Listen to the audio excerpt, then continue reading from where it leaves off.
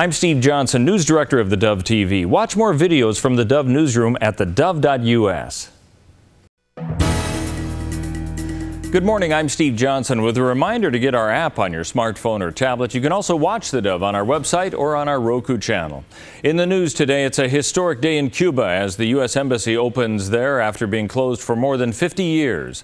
American soldiers have been practicing for the ceremony before the start of the normalizing of relations. A retired U.S. diplomat who in 1961 witnessed the closing of the U.S. Embassy in China says we have diplomatic relations and now we can get to the real work. Wayne Smith also served in Cuba under President Jimmy Carter.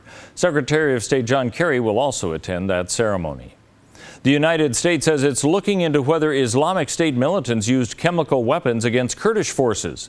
In recent days, Kurdish fighters have alleged that ISIS may have used chemical weapons against them in an attack in northern Iraq. Similar reports surfacing in July. Alistair Baskey of the White House's National Security Council says the U.S. takes the allegations very seriously and is seeking more information.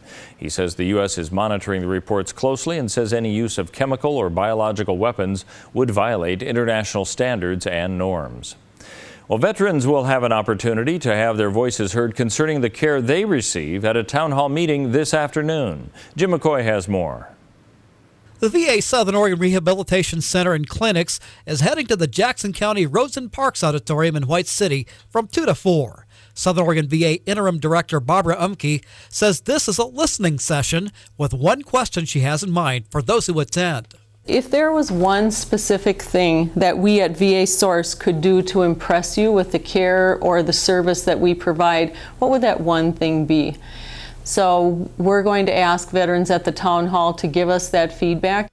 Umke says that veterans who can't make the town hall are welcome to write a letter to the VA in White City addressed to the director. You can get that address by contacting the VA in White City. I'm Jim McCoy, KDOV News. 2 years after the bombing of the district attorney's office in Medford, there's been a groundbreaking for a new facility. $6.2 million, 20,000 square foot project will replace the current building that's been home to the DA's office for the past 26 years.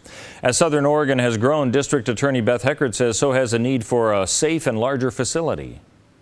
When you have someone who's in crisis and needs some assistance, needs to talk to them, you'll have a private place you'll be able to take them.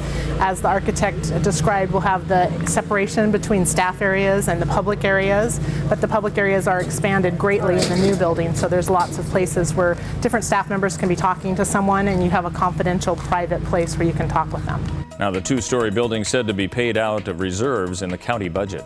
Let's take a look now at what we can expect on the weather scene as we move into the weekend. For Northern California and Wairika, a 20% chance of rain tonight with a high of 84.